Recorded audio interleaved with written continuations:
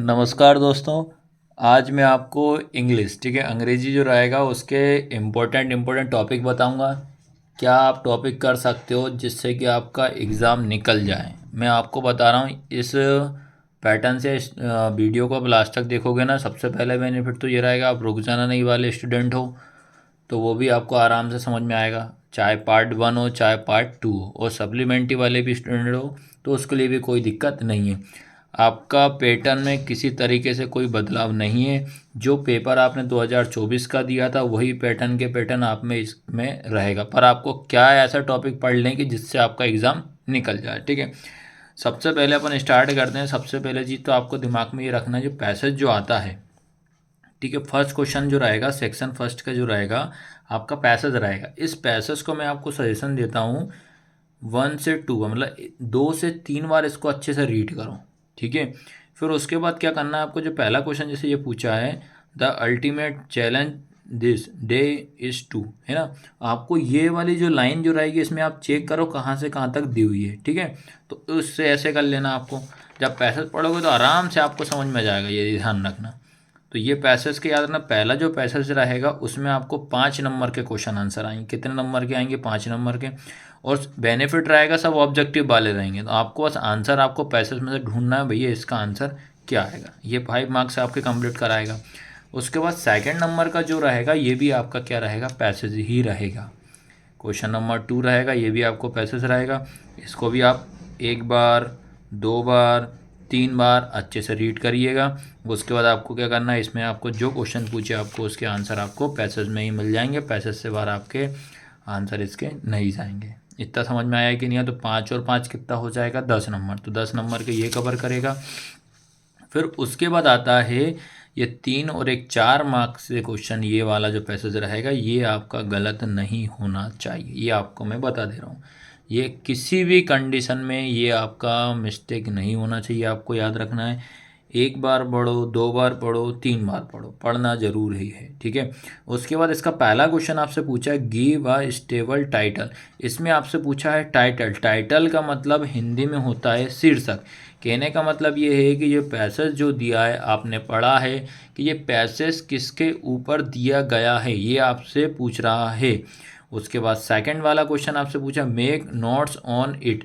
Notes का मतलब होता है इसमें आपको नोट्स बनाने पड़ेंगे। ठीक है, या तो आप 1 2 3 करके आप इसमें पॉइंट बना 1 2 3 ऐसे पॉइंट बना बना के आपके इसके नोट्स बना देना।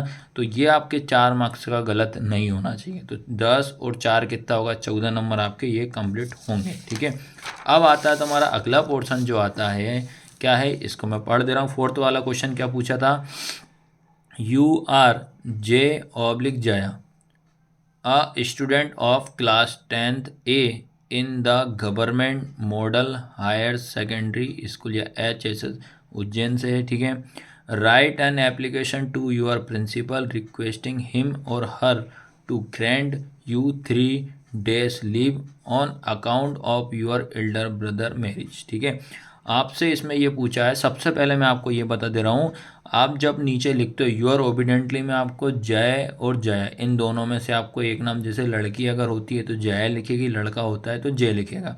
आपको यही मिस्टेक, आप बच्चे 99% यही मिस्टेक करते हैं, याद रखना। ठीक है, क्या बोला मैंने, अगर मान लो आप लड़की हो तो आपको जया लिखना है, लड़का हो तो आपको जय लिखना है लास्ट में यूर ओबिडेंटली के नीचे। उसके बाद आता है स्कूल की बात। स्कूल में आपको याद रखना, आपको लिखना किसको, प्रिंसिपल को। तो आप ये प्रिंसिपल है तो प्रिंसिपल आएगा। उसके बाद स्कूल का नाम ये लिखो गवर्नमेंट मॉडल HHS, और जगह का नाम कहाँ है आपका, स्टेट कौन सा आपका, उज्जैन, तो आप उज्जैन लिखोगे, ये आपको ध्यान रखना है। फिर आता है आपका, उसके बाद आता है सब्जेक्ट। सब्जेक्ट में हम क्या लिखेंगे, 3 days leave on account your elder brother marriage. ठीक है, तो एल्डर ब्रदर के अकाउंट ये मैरिज वाली आपको 3 दिन की आपको छुट्टी चाहिए, ये आपको ध्यान रखना है। इसके ऊपर आपका एप्लीकेशन है, याद रखना है। ठीक है, उसके और में आपका लेटर आता है। तो एप्लीकेशन आपको याद रखना है, एक तो लीव वाली कर लेना, एक टीसी वाली कर लेना, एक बुक बैंक वाली कर लेना। इतनी आप तैयारी कर लोगे, ये आना ही आना है, 101% आपको ये आएगी आएगी। अब बात करते हैं उसके बाद क्वेश्चन नंबर 5 पे। क्वेश्चन नंबर 5 में मैं आपको बता दे रहा हूँ, इस बार ये बेनिफिट दिया था भैया कि साइंस का, यानी कि वंडर ऑफ साइंस आया था।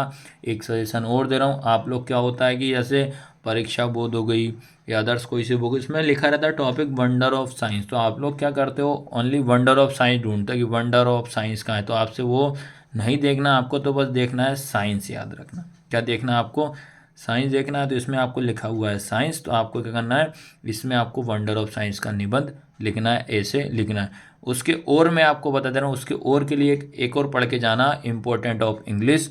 क्या पढ़ के जाना पड़ेगा, इम्पोर्टेंट ऑफ इंग्लिश पढ़ के चले आना, इसके और में आता है। तो ये 2 टॉपिक आप पढ़ना पड़ेगा, तो 5 मार्क्स आपके ये कवर हो जाएंगे। ठीक है, आपके उस साइड में 14 नंबर होगा, तो 14 और 4 नंबर की एप्लीकेशन हो जाएगी, 18 नंबर हो जाएंगे। और 5 नंबर का ऐसे हो जाएगा, तो तुम्हारा कितना हो जाएगा, 18 4 22 और 1 23 नंबर आपके कवर हो जाएंगे। ठीक है, अब बात करते हैं उसके 6 नंबर पे आपका जो आएगी, क्या लिखा है 6 नंबर में, look at the visual input given below the end produce a small paragraph in about the 75 words में लिखना है। आपको एक स्मॉल, आपको क्या करना है, एक पैराग्राफ देगा, जो पिक्चर में आपको दिया उसके अकॉर्डिंग आपको पॉइंट बना बना के लिखना है। ठीक है, इस टाइप से क्वेश्चन को आपको छोड़कर नहीं आना भैया, 3 नंबर आपको मिलेंगे।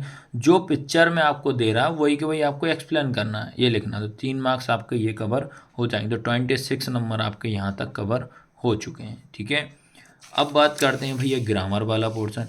ग्रामर वाले पोर्शन को पढ़ने से पहले मैं आपको एक सजेशन देता हूँ, आप प्लेलिस्ट में जाइए। प्लेलिस्ट में आपको ग्रामर के टॉपिक दिए हुए हैं, मैंने 1 बाय 1 करके टॉपिक पूरे के पूरे एक्सप्लेन करने, याद रखना। उनकी पहचान बता दे रहा हूँ, एक ही थंबनेल लगाया, सेम पैटर्न में, आपको दिक्कत नहीं होगी ढूंढने में, याद रखना। 20 से 22 पूरी ग्रामर है, अगर वो पढ़ लोगे, ये 10 नंबर में बता दे रहा हूँ, आपके कहीं गलत हो ही नहीं सकते। बाकायदा आप तो टारगेट रखो कि एक दिन में हमें कम से कम 3 से 4 टॉपिक पढ़ना, नोट डाउन करना आ जाएगा। विथ एग्जाम्पल के साथ बताया, डेफिनेशन के साथ मैंने उसको आपको ग्रामर नहीं बताई है, आपको ईजी समझ में आ जाएगा। ठीक है, अब बात करते हैं ग्रामर वाला पोर्शन। इसमें क्या है, fill in the blanks any 5, आपको माइंड में रखना है, ये आपसे 7 देगा, 1 2 3 4 5 6 7 देगा, तो 7 में से आपको कितने करने पड़ेंगे, 5 करना, एनी 5 करना पड़ेगा, ये माइंड में बिठा लेना। तो सबसे पहले याद रखना, पहले आप अच्छे से पढ़ना, कौन से 2 इसमें हमसे नहीं बन रहा उसको पहले आप क्रॉस कर देना, भैया ये नहीं बन रहा तो हटा दो इनको। ठीक है, तो ये माइंड में रख लेना। तो ये रहा आपका ग्रामर वाला पोर्शन। तो ग्रामर वाला पोर्शन करने से पहले भैया हमारी ग्रामर वाली वीडियो जरूर देख लेना, इससे बार आपका क्वेश्चन नहीं जाएगा। ठीक है, तो क्या है, your father is sincerely ill, you seriously ill, you blank go home, तो इसका शॉर्ट आएगा, my father is blank teacher, ये देख लेना। How blank time is left, he exclaimed word blank beautiful flowers, Sita is blank than any other girls, I blank this book yesterday, फिर आएगा blank you work hard you will fail. ये सब grammar आपको मिल जाएगी, tension लेने की कोई आवश्यकता नहीं है, बस इतना ध्यान रखना है, आपको करने से पहले आप चेक कर लेना भैया कौन से बन रहा है, ये नहीं कि स्टार्टिंग कर दो आप। और दिमाग में रखना है कि 5 करना है, 7 के साथ आपको नहीं करना है। तो ये लिखा हुआ, ये लिखा combine the pair of sentence using who में कन्वर्ट करना है। उसके बाद सेकंड था combine the pair of sentence using so that का 99 क्या है, मैं तो 101% बोल रहा हूँ, सो दैट का आता ही आता है। उसके बाद change the sentence into a passive voice में आपको कन्वर्ट करना है, ये भी 101% आता है। उसके बाद आपको ये रीअरेंज, एक सेंटेंस दिया, इसको रीअरेंज मतलब इसको अरेंज करना है।